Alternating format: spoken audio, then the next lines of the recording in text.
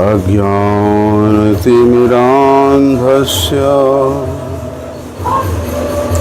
ज्ञानाञ्जनशलाकया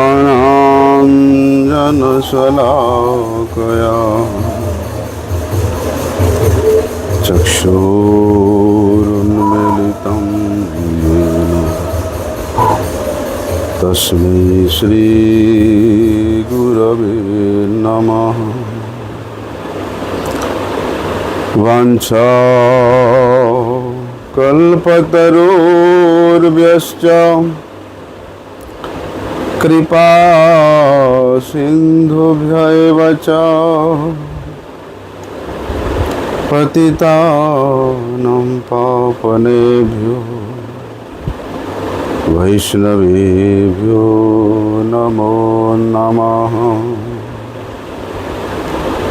नमो महावदन्याय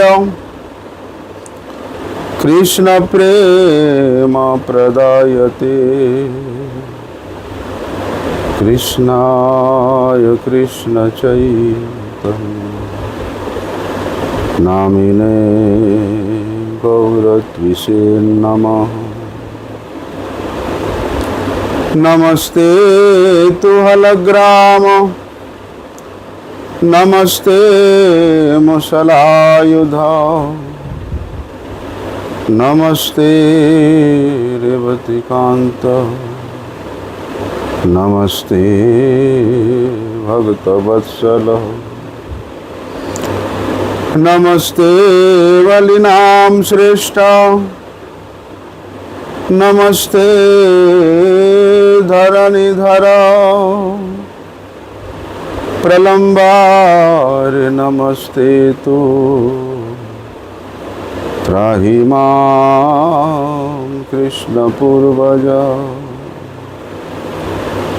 भुजे सव्ये वेणुं शिरसि शिखि पिच्छां कटितटे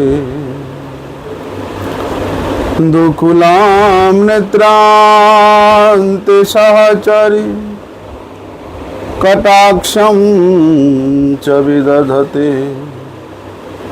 सदा श्रीमद् वृन्दावन वसति लीला परिचयो जगन्नाथ स्वामी नयन पथगामी भवतु मे। हे कृष्णा करुणा सिंधु दीनबंधु जगत्पते गोपेश गोपिका कांत राधाकांत नमस्तुते। तप्त कांचन गौरांगी राधे वृंदावनेश्वरी वृषभानुसुते देवी प्रणमामि हरिप्रिये। वंदे नंदव्रजस्त्रीणां पादरेणुमवीक्षणसाः यासां हरिर्कथोद्गीतं पुनाति भुवनत्रयं नारायणं नमस्कृत्यं नरं चैव नरोत्तमं देवीं सरस्वती व्यासं ततो जयमुदीरये। भक्त्या विहीनामपराधलक्ष्ये क्षिप्ताश्च कामादितरङ्गमध्ये कृपामयी त्वां शरणं प्रपन्नं वृन्दे नमस्ते चरणारविंदम।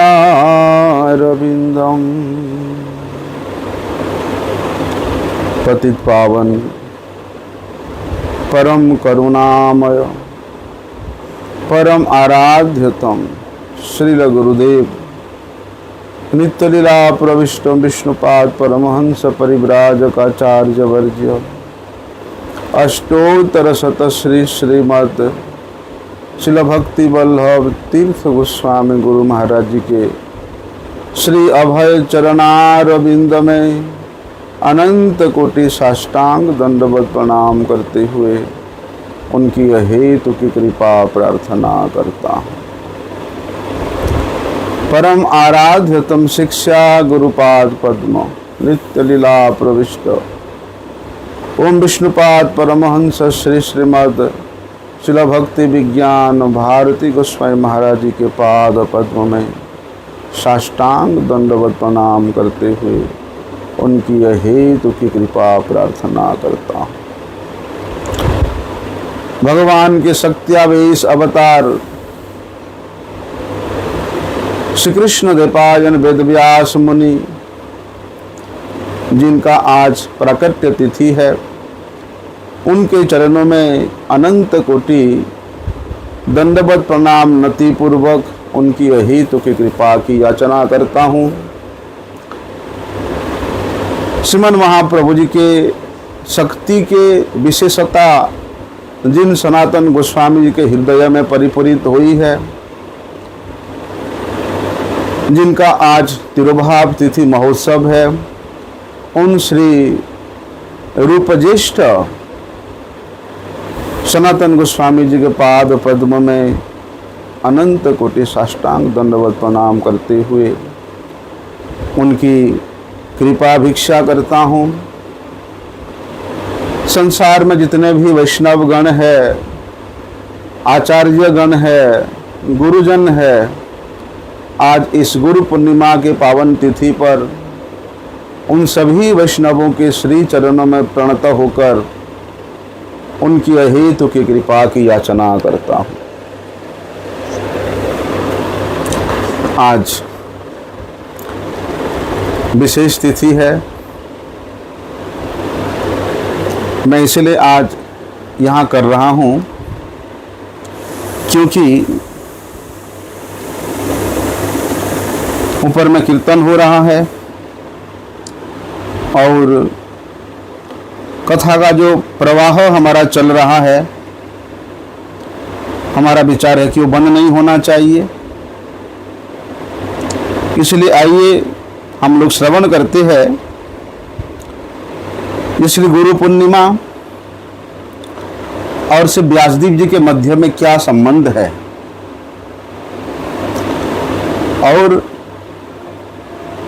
इस गुरु पूर्णिमा को जो कि वेद व्यास जी का प्राकट्य तिथि है, इसमें हमारे गौड़ीयगण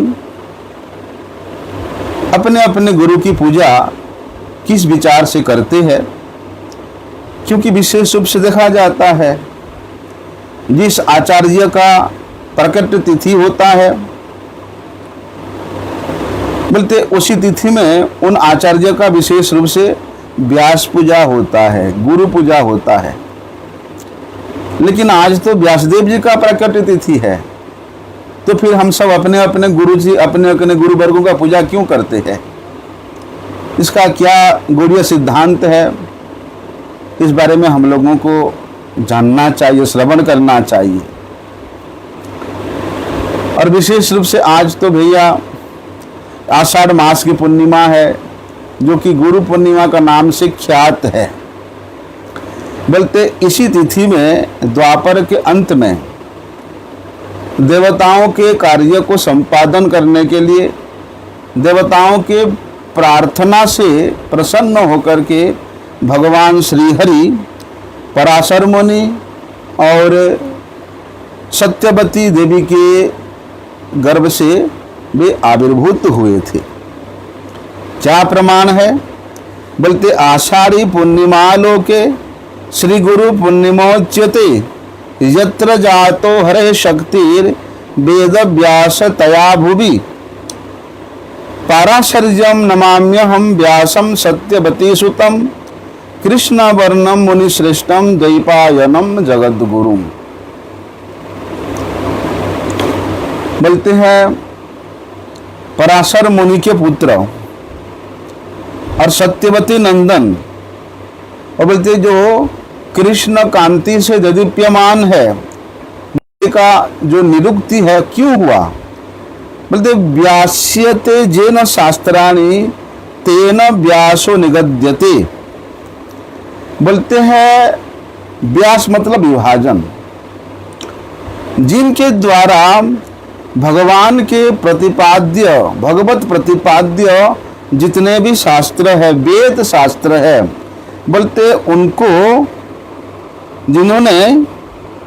जिनके द्वारा विभाजन किया गया था, जिनके द्वारा उसका विस्तार किया गया था, बोलते वे है व्यास। किस प्रकार उनका आविर्भाव हुआ बताते हैं कि क्वचित हरिर्मुखाम्भोजात् भोग शब्देन च जायते सत्यवत्याम क्वचित जातः सुर कार्य चिकीर्षया।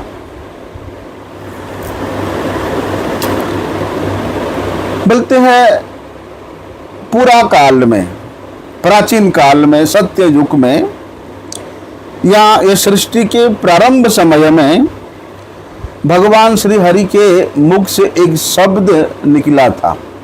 क्या सब वो शब्द? बोलते भो शब्दे न च जायते। भो शब्द, उसके साथ ही, उनके सहित ही बोलते इनका प्रकट्य हुआ था। किस प्रकार से?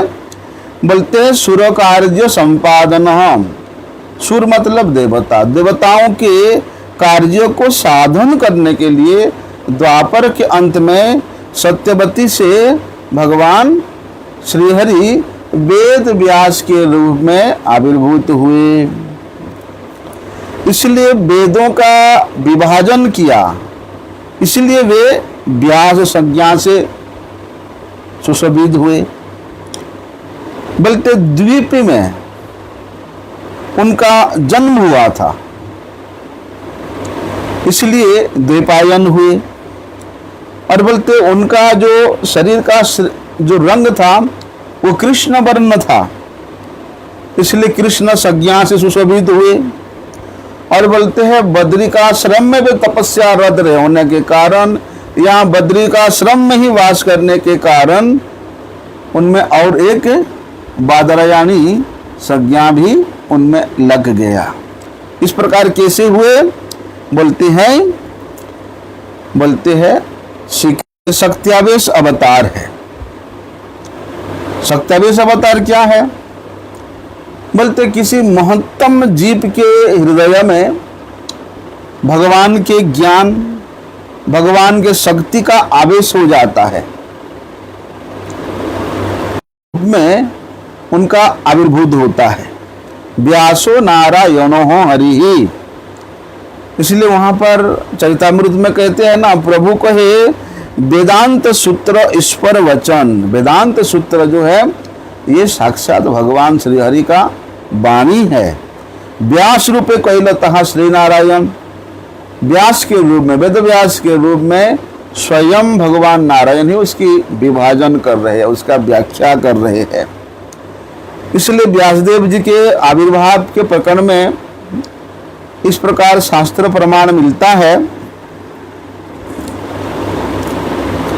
कि सृष्टि के प्रारंभ या एक ग्रंथ के रूप में प्रकाश करने के लिए उनके मुख से भो शब्द का उच्चारण हुआ था। बोलते वही भो शब्द के साथ एक पुरुष का भी प्रकट्य हुआ था।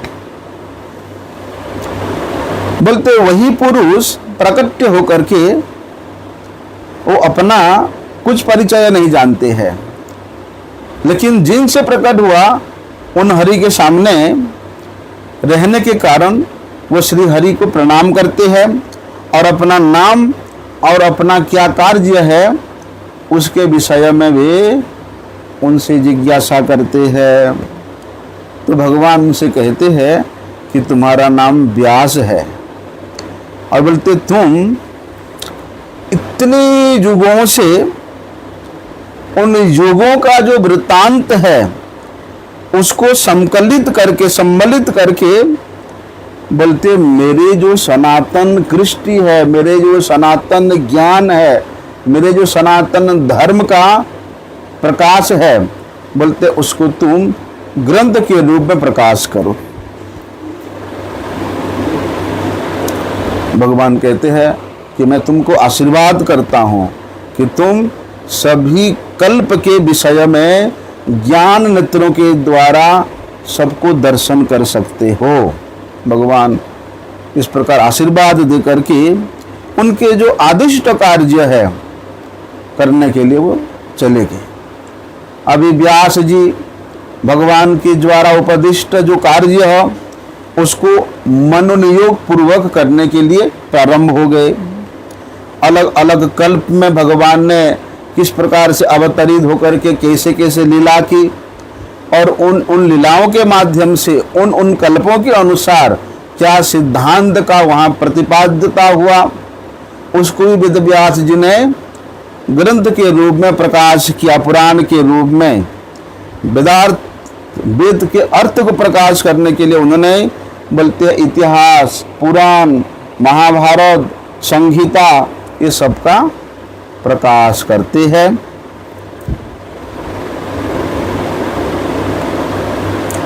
लेकिन ये 28वें चतुर्युगी के द्वापर के अंत में जो वेद व्यास जी प्रकाशित हुए, प्रकटित हुए, उनका क्या इतिहास है? बोलते हैं गौतम ऋषि बड़े महातेजस्वी थे, उन्होंने अभिशाप दिया था और उनके अभिशाप से वेद की जो वाणी है बोलते हैं वो लुप्त हो गया था। अभी वेद वाणी लुप्त होने के कारण बोलते हैं संपूर्ण संसार निराधार हो गया। उनके जीवन का जो शैली है, उनके धर्म कर्म सब बंद हो गया, क्यों वेद वाणी लुप्त हो गया। फिर तो भैया सारी देवता क्षीर सागर के निकट जाकर के वहाँ जगत के स्वामी भगवान विष्णु को स्तुति करते हैं और वेद वाणी का उद्धार करने के लिए उनके चरणों में प्रार्थना करते हैं।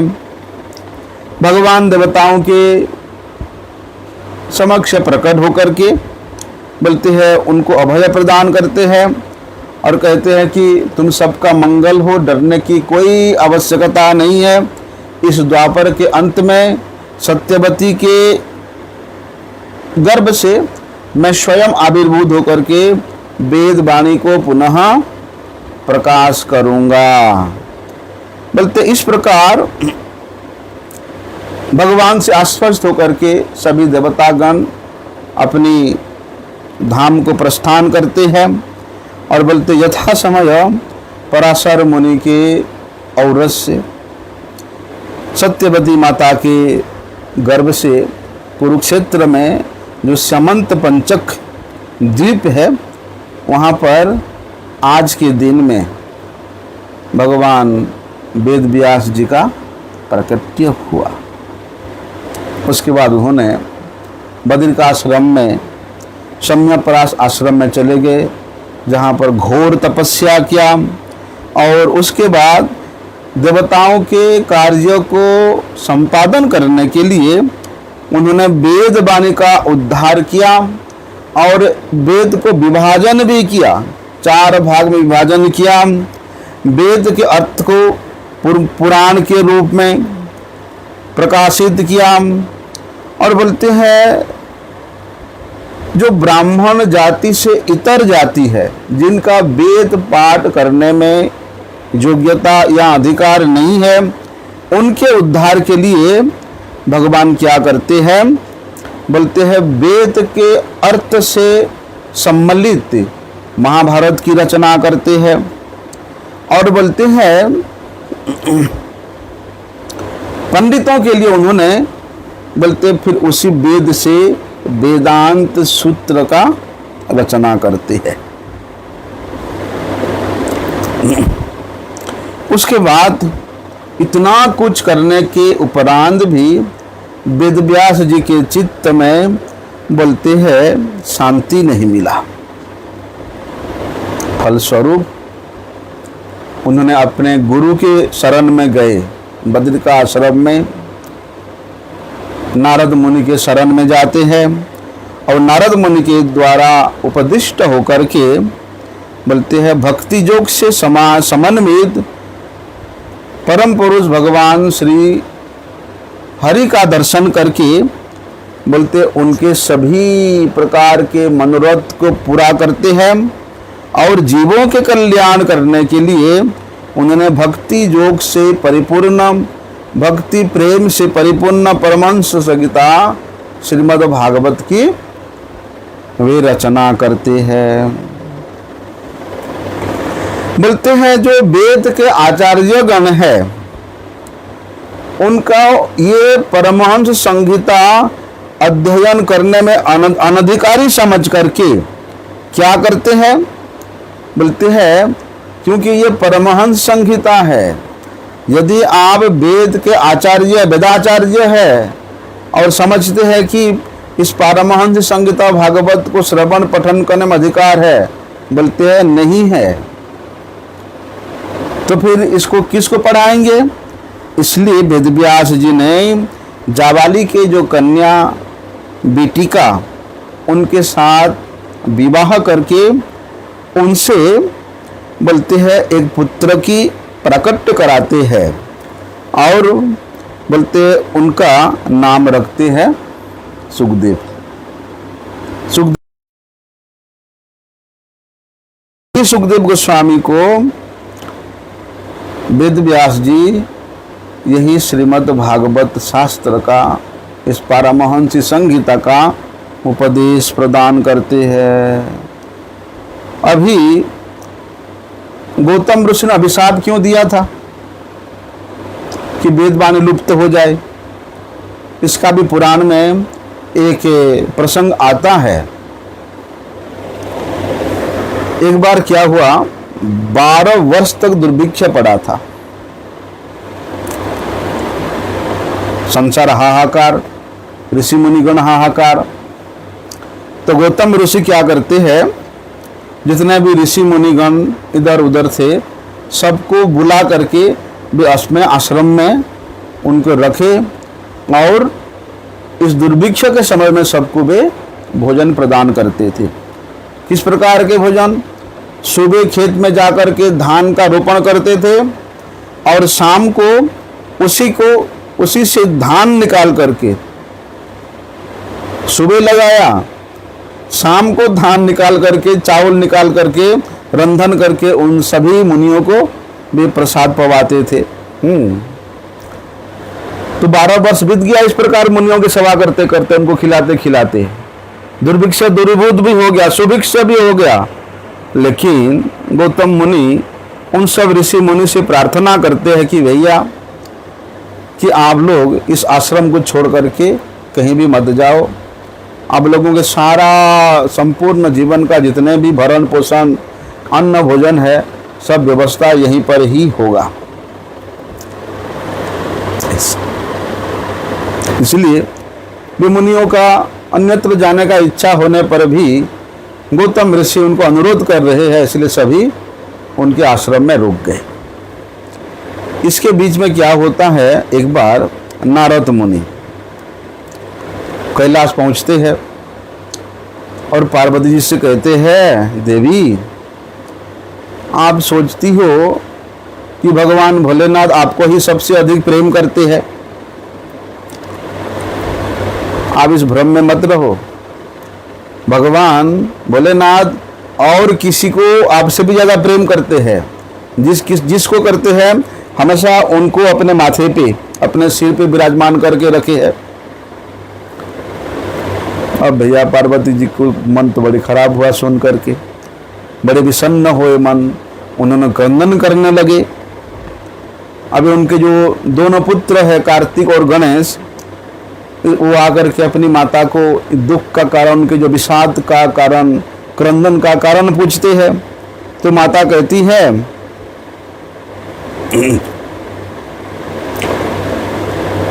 यदि मेरे मन के दुख का जो कारण है मैं तुम लोगों के सामने प्रकाश करूं तो क्या तुम लोग उसको दूरीभूत कर पाओगे? तो दोनों पुत्र कहते माता आप आदेश तो करो, आज्ञा तो करो। तो पार्वती देवी कहती है यदि तुम आपके पिता के मस्तक पे जो गंगा जी विराजमान है, बोलते हैं उनको उनके मस्तक से नीचे उतार दो, बस इतना करो, उसी से मैं प्रसन्न हो जाऊंगा, मेरे दुख का कारण भी चला जाएगा। कार्तिक कहले माता इतनी सी काम है, बस इसी के लिए आप इतना क्रंदन कर, इतना विषन्न हो हैं?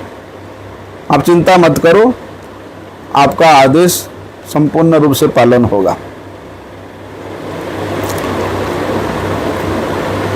तो दोनों भाई माता के जो सखी है जया, उनके पास जाकर के उनको सिखाते हैं, कहते हैं देवी आप एक गाय का रूप धारण करो और गौतम मुनि के जो खेत है जहाँ पर वो सुबह धान रोपण करके शाम को धान निकाल करके चावल बना करके खिलाते हैं, बोलते अब गाय का रूप धारण करके उनके खेत में जा करके बोलते सारी धान के पेड़ को खा जाओ।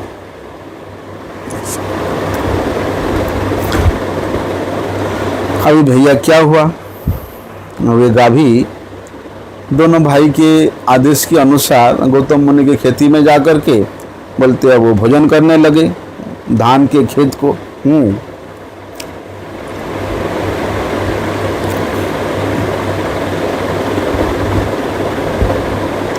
इधर से क्या हुआ कि दोनों भाई ब्राह्मण का रूप लेकर के गौतम मुनि के आश्रम में जाते हैं और देखते हैं कि वहाँ पर इतने सारे ऋषि मुनि हैं और वे ऋषि मुनियों को कहते हैं कि आप लोग यहाँ एक ही जगह में रह करके एक ही प्रकार का अन्न भोजन करते करते और कितना दिन रहोगे हैं?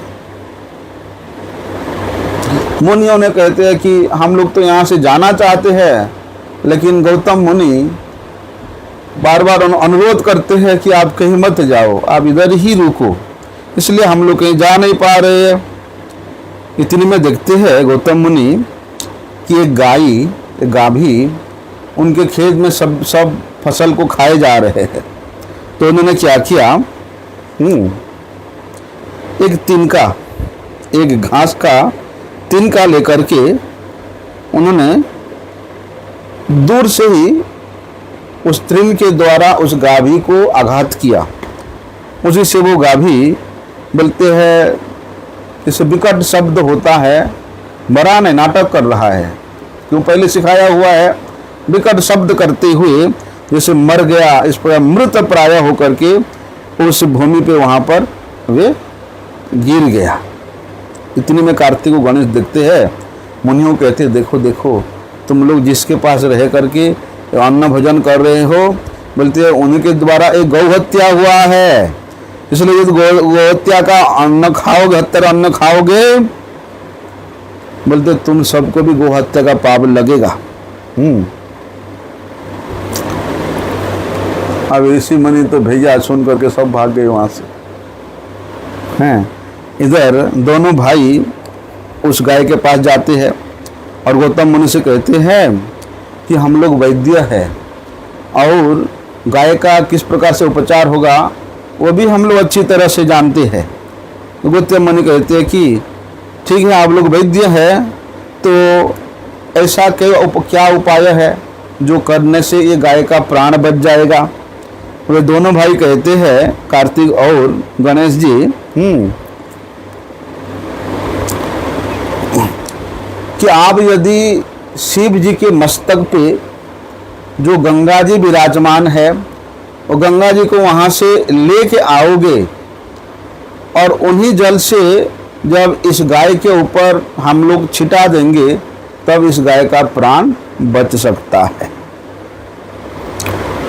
और भैया गौ हत्या का पाप से कौन नहीं डरेगा। गौतम मुनि क्या करते हैं, बोलते हैं वो नासिक चले जाते हैं और नासिक में जा कर के उन्होंने शिव जी का आराधना करते हैं। शिव जी की आराधना से भगवान भोलेनाथ संतुष्ट होकर के उनको वर मांगने को कहते हैं। इससे गौतम मुनि बोलते हैं उनको ये सारी वृत्तांत सुनाते हैं और गौ-हत्या के पाप से मुक्ति के लिए उनके मस्तक स्थित गंगा जी को ले जाने के लिए प्रार्थना करते हैं। शिव जी पहले ही बोल चुके कि मांगो जो वर मांगना है। उसके अनुसार शिव जी ने अपने मस्तक से गंगा जी को गौतम मुनि के हाथ में दे देते हैं। बोलते यही गंगा का नाम है गौतमीय गंगा। और बोलते उस गाभी के प्राण दान करने के कारण, गाय के प्राण को बचाने के कारण इनका नाम गोदावरी हुआ था। तो नासिक में गोदावरी जी है ना, तो वहाँ से गौतम मुनि गंगा जी को लेकर के अपने आश्रम में आते हैं और गंगा जल उस मृत प्राय गाय के ऊपर जैसे ही छिटा देते हैं ऐसे ही वे गाय अंतर्ध्यान हो जाता है। मुनिवर देख करके बड़े विस्मित होते हैं। जब ध्यान करते हैं तब सारी जो रहस्य उनको पता चलता है, बोलते हैं मुनिगण कि इस प्रकार मिथ्या अपवाद करके ये सब चले गए यहाँ से हैं। इधर से वैद्य रूप धारण करने वाले जो कार्तिक और गणेश है वे भी उनको वंचना करके वहाँ से निकल गए। लेकिन इधर मुनिवर अत्यंत क्रोधित हुए और उन्होंने अभिशाप दिया कि इस जगत से वेद वाणी लुप्त हो जाएगा। लुप्त हो गया। और भाई वेद वाणी लुप्त हो गया तो जितना भी वैदिक कर्म कांड है सबके सब बंद हो गया। इससे देवताओं का बड़ा प्रॉब्लम हुआ। उन्होंने फिर समुद्र के तट में जा कर के भगवान से प्रार्थना करते हैं कि वेद वाणी का जो है आप उद्धार करो। भगवान वहाँ पर आकाशवाणी से कहते हैं कि मैं बहुत जल्दी इस युग के अंतिम में, द्वापर के अंत में बोलते हैं अवतीर्ण होकर के तुम लोगों की जो भी इच्छा है, जो भी वांछा है उसको मैं पूर्ण करूँगा। इस प्रकार देवताओं को आश्वासन देकर के भगवान अपने नित्य गोलोक धाम में प्रत्यावर्तन करते हैं। उसके बाद श्रीहरि यथासमक यहाँ समंत पंचक में सत्यवती माता के गर्भ से वे वेदव्यास कृष्ण देवपायन रूप में अवतीर्ण होते हैं। आज के दिन में वे वेदव्यास जी प्रकट हुए थे, इसलिए व्यासदेव ये जगत गुरु है। क्यों? क्योंकि इनके द्वारा रचित जितना भी शास्त्र है उसके अनुसार जगत के सभी जीव, सभी मनुष्य बोलते अनुशासित है, इसलिए वे जगत गुरु है। इस जगत के जीवों के अज्ञान अंधकार को दूरीभूत करके उनके हृदय में तत्व ज्ञान का प्रकाश करने के कारण, तत्व ज्ञान रूप महाप्रदीप को प्रज्वलित करने के कारण बोलते ये जगत गुरु है। इसके बाद इनके अनुगत्य में जितने भी गुरुगण हुए वे सब महांत गुरु है। इसलिए वेदव्यास जी के द्वारा रचित ये जो वेदवाणी है, ये जो स्रोत वाणी है, इसको ये संसार में अथवा सत शिष्य के निकट प्रचार करने के कारण उसके जो निगूढ़ अर्थ है उसको विस्तार और प्रकाश करने के कारण बोलते हैं वे व्यास है। क्योंकि ये व्यास जी का ही कार्य है, वे वेदव्यास है।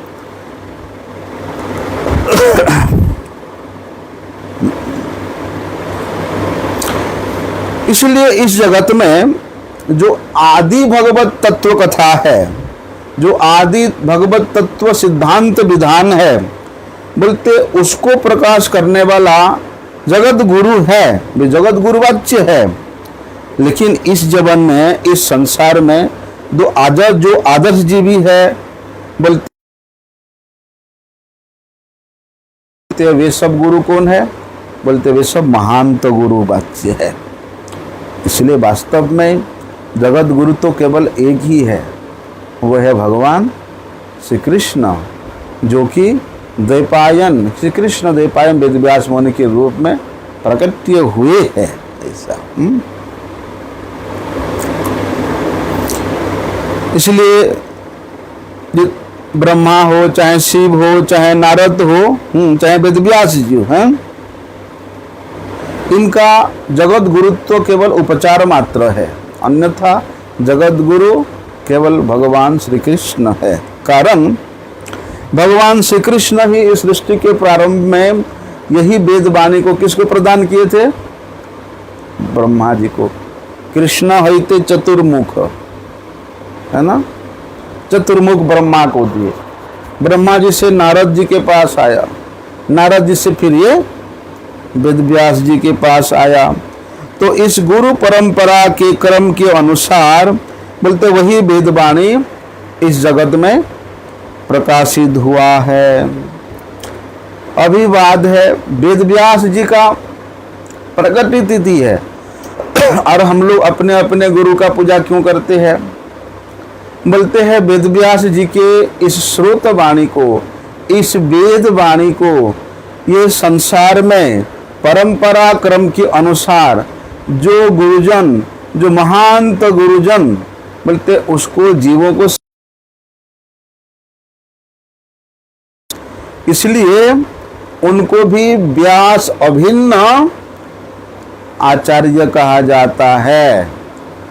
इसलिए विशेषता ये है कि उस व्यासाभिन्न गुरुवरों का भी, गुरुजनों का भी व्यासदेव जी के प्रकट तिथि आज के इस पूर्णिमा में पूजन करना विधेय है, कुछ विधि है। अन्यथा व्यासदेव जी के पूजा को छोड़ करके यदि हम लोग केवल गुरु पूजा करेंगे, वो तो भैया फिर विधि के वो विरुद्ध है। क्योंकि कृष्ण ब्रह्मा जी को चतुश्लोकी भागवत श्रवण कराते हैं। नारद जी ब्रह्मा जी से इसको प्राप्त करते हैं और कृष्ण द्वैपायन वेदव्यास जी अपने गुरु नारद गोस्वामी से इसको प्राप्त करते हैं। तो इसी चतुश्लोकी को वेदव्यास जी ने 18,000 श्लोक के रूप में विस्तार किया। यही उनके व्यासत्व का लक्षण है। जिस प्रकार श्रीमन महाप्रभु श्री रूप गोस्वामी जी के हृदय में उस भक्ति के रस को एक बिंदु के रूप में उनके हृदय में प्रकाश प्रदान किए थे, लेकिन रूप गोस्वामी जी ने इस बिंदु स्वरूप भगवान श्रीमन महाप्रभु जी के भक्ति रस को विशाल भक्ति रसामृत सिंधु के रूप में उन्होंने प्रकाश किया है। ये है रूप गोस्वामी जी का व्यासत्व।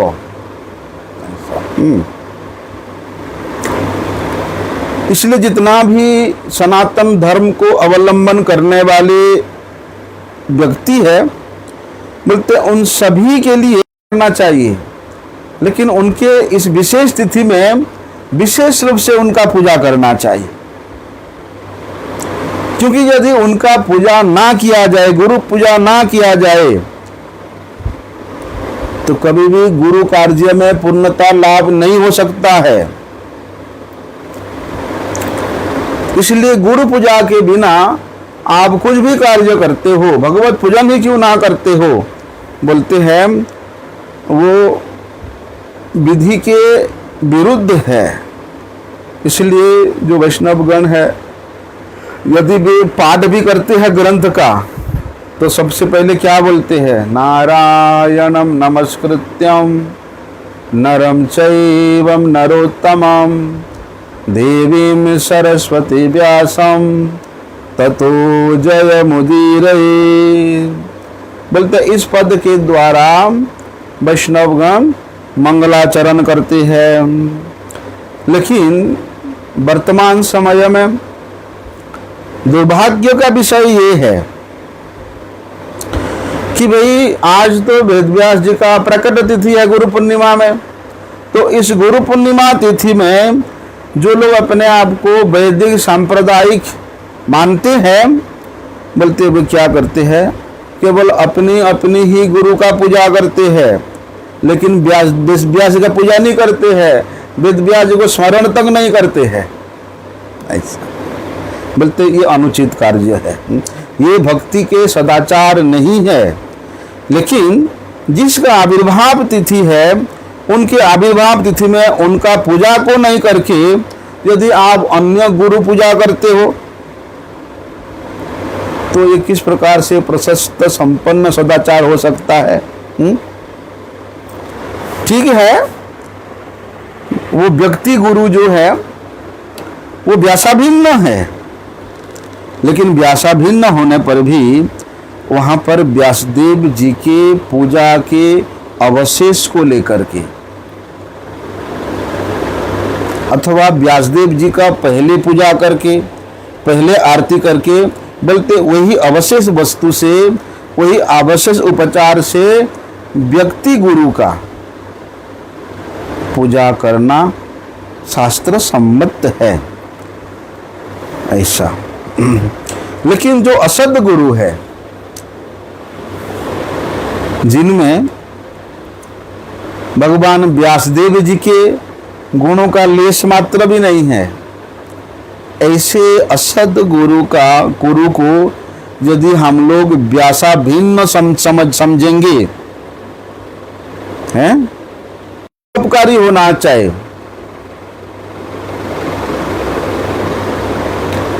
अर्थात भगवान की कृपा का अनुभूति प्राप्त होना चाहिए, यहाँ साक्षात रूप से भगवान का दर्शन प्राप्त करना विधान बताया है। लेकिन जो असत गुरु है, जिनमें स्मृति शास्त्र का कोई भी सिद्धांत ज्ञान नहीं है,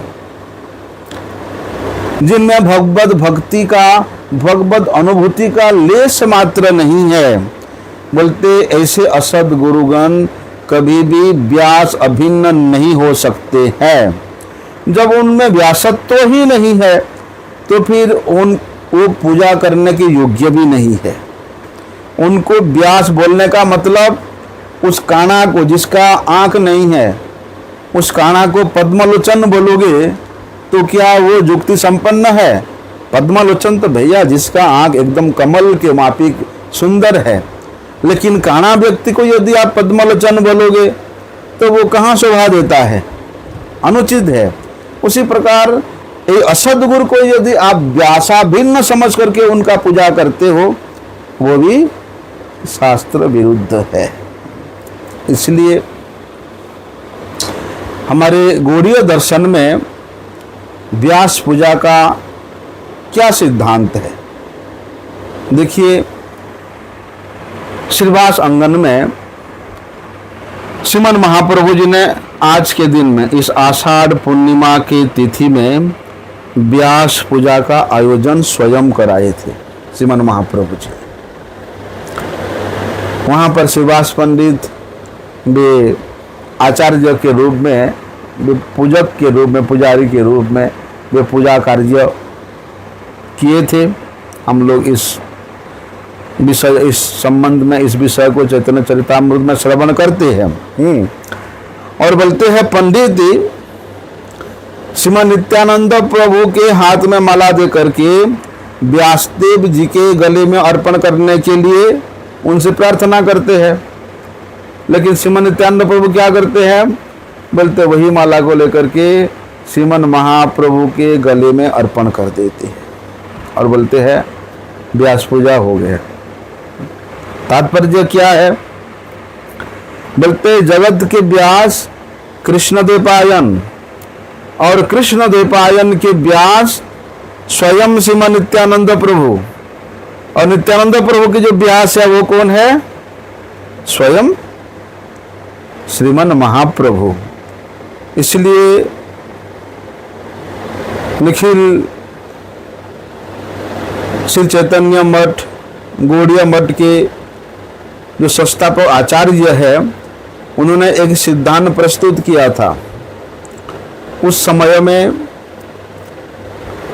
उनका आविर्भाव तिथि में, प्रभुपाद जी की आविर्भाव तिथि में जो निमंत्रण पत्र छपाया गया था, उसमें लिखा गया था कि गुरु पूजा, बड़े बड़े टाइटल में गुरु पूजा का निमंत्रण लिखा हुआ था।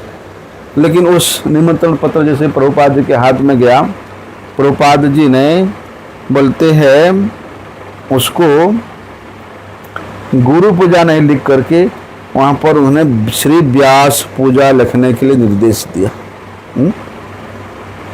क्यों? क्योंकि अपने आप को गुरु के रूप में प्रभुपाद जी ने नहीं स्वीकार किया, बोलते हैं श्री व्यासदेव जी के अनुचर के रूप में, श्री व्यासदेव जी के अनुगत के रूप में उन्होंने अपने आप को परिचय दे करके अपनी आविर्भाव तिथि में व्यास पूजा का लिखना विधान किया। ऐसा इसलिए जगत गुरु श्रील भक्ति सिद्धांत सरस्वती प्रभुपाद इस रूपानुग भक्ति धर्म के प्रकाशक सूत्र में उन्होंने गौड़ीय संप्रदाय में व्यास की भूमिका में अवस्थित होकर के व्यास देवाय विद्महे द्वैपायनाय धीमहि तन्नः कृष्ण प्रचोदयात्, बोलते इस मंत्र का उन्होंने वहां पर प्रकाश किया था। ऐसा इसलिए विशेषता ये है भैया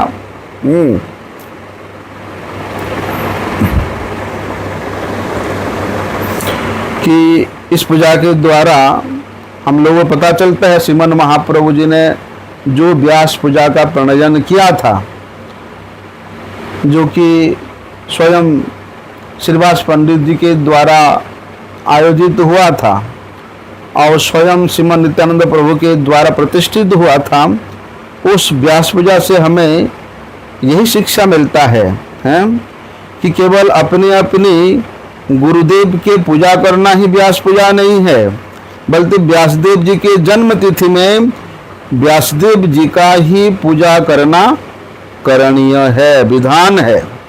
और बोलते हैं व्यासदेव जी का पूजा करने के उपरांत उनके अवशेष स्वरूप जो पुष्पादि बच जाता है, बोलते उसी से तत् अनुग उनके अनुगत गुरुगणों का व्यासदेव जी के जन्म तिथि में केवल व्यासदेव जी का ही पूजा करना विधेय है। हम लोग अपने अपने गुरुदेव के प्रकट दिन में, जन्म तिथि में केवल गुरु जी का ही पूजा करते हैं, है ना। बोलते उसी प्रकार आज व्यासदेव जी का जन्म तिथि होने के कारण, प्रकृति होने के कारण व्यासदेव जी का विशेष रूप से पूजा अर्चना होना चाहिए। क्योंकि भैया गुरु पूजा तो नित्य है? इसलिए गुरु पूजा के अंत में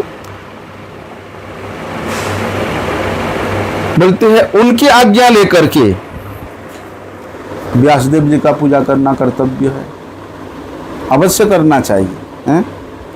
जैसे कि जो अवतार है, अवतार का पूजा करने से परोक्ष रूप से अवतारी का पूजा हो जाता है, और अवतारी का पूजा करने से बोलते हैं कैमतिक रूप में अवतार का भी पूजा हो जाता है। इसी प्रकार अवतारी का देह में सभी अवतार विराजमान रहते हैं। उसी प्रकार बोलते हैं व्यासदेव जी जो कि इस जगत के परम आचार्य है, उनके देह में सभी सद आचार्य गणों का निवास होता है।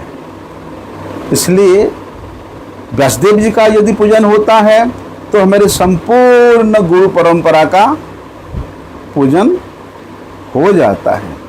इसलिए अपने गुरुदेव को, अपने गुरुजन को हमेशा व्यासाभिन्न रूप में दर्शन करना चाहिए, व्यासदेव जी के अनुगत के रूप में दर्शन करना चाहिए।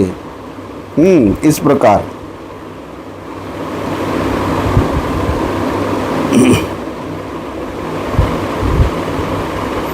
जैसे कि हम लोग कृष्ण भक्त हैं, तो कृष्ण भक्त है का मतलब ये नहीं है कि भगवान राम जी के आविर्भाव तिथि श्री रामनवमी को राम का ही पूजा नहीं करके श्याम का पूजा करेंगे, क्योंकि हम श्याम का भक्त है तो राम का पूजा क्यों करेंगे? बोलते ये कर्तव्य नहीं है, ऐसे नहीं करना चाहिए। राम जी के आविर्भाव तिथि को राम जी का ही अभिषेक होना चाहिए, और कृष्ण भक्त है तो केवल कृष्ण का ही पूजन करेंगे, इस प्रकार विचार मन में नहीं लाना चाहिए। क्योंकि कृष्ण मूल देवता है, उनके पूजा करने से यद्यपि सभी अवतारों का पूजा हो जाता है, लेकिन राम जी के विशेष तिथि में उनका ध्यान करके, उनके नाम गुणगान करके बोलते उनका पूजा करना कर्तव्य है। इसलिए भैया व्यास पूजा है तो हमारे गुरुदेव व्यास है तो हमारे गुरुजी का ही पूजा करेंगे, व्यासदेव का पूजा नहीं करेंगे, ये कर्तव्य नहीं है। व्यासदेव जी का तिथि है तो व्यासदेव जी का ही पूजन होना चाहिए, ये कर्तव्य है।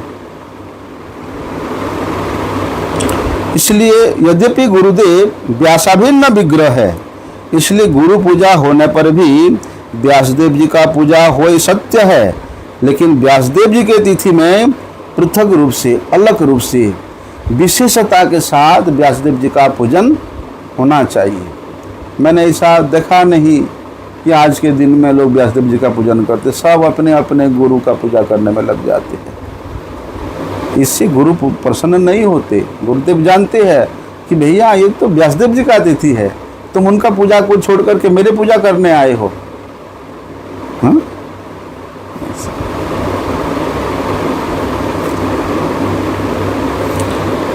इसलिए गुरु सेवा का, गुरु पूजा का जो महिमा है वो इतना विस्तार है कि फिर कभी समय होगा तो हम लोग उसको श्रवण करेंगे। और आज इस व्रत में मुड़िया पूर्णिमा के रूप में विशेष रूप से गोवर्धन में प्राय सभी ब्रजवासी अपने सिर को मुड़ा करके गिरिराज जी का परिक्रमा लगाते हैं। प्रति विशेष आसक्ति होने के कारण, विशेष भक्तिभाव होने के कारण वे नित्य प्रति वृंदावन से आकर के यहाँ गिरिराज जी का परिक्रमा करके फिर वृंदावन वापिस चले जाते थे। तो गिरिराज जी के प्रति इतना निष्ठ भाव को देख करके, श्रद्धानिष्ठ भाव को देख करके ब्रजवासी गण भी परिक्रमा करना प्रारंभ किया था। इसलिए गिरिराज परिक्रमा का जो गुरु है इन ब्रजवासियों के लिए वो सनातन गोस्वामी है। ऐसा, लेकिन भैया वे वृद्ध हो गए, इतना वृद्धावस्था में वृंदावन, यहाँ से गोवर्धन से कम 25 और प्राय 30 किलोमीटर है। 30 किलोमीटर पैदल आना और यहाँ पर 21 किलोमीटर परिक्रमा करना। 21 किलोमीटर अभी है, लेकिन आज से 500 साल पहले ये 21 किलोमीटर नहीं था, ये बहुत विशाल था। काल क्रम से वो सब रास्ता घाट इधर उधर हो गया, परिक्रमा का जो वो भी 7 कोस हो गया, लेकिन पहले तो बहुत विशाल था। इसको परिक्रमा करके फिर सनातन गोस्वामी शाम को वापिस जाते थे। लेकिन वृद्धावस्था में तो भैया कष्ट होता ही है, और भगवान के बड़े प्यारे हैं, इसलिए कन्हैया प्रकट होकर कहते हैं कि बाबा तुम ये वृद्धावस्था में उतनी दूर से आते हो, परिक्रमा करके फिर जाते हो, इतना कष्ट क्यों करते हो? तुम एक काम करो, मैं तुमको गिरिराज जी का एक शिला देता हूँ जिसमें मेरे चरण का चिन्ह है, मेरे बांसुरी का चिन्ह है, मेरी लकुटी का चिन्ह भी होगा और मेरे गाय के खुर का चिन्ह होगा। तुम उसको लेकर के उसी को 4 बार परिक्रमा करना, जो तुम्हारा गिरिराज परिक्रमा हो जाएगा। तो भगवान स्वयं प्रकट होकर के वो गोवर्धन शिला को सनातन गोस्वामी जी को प्रदान किया था।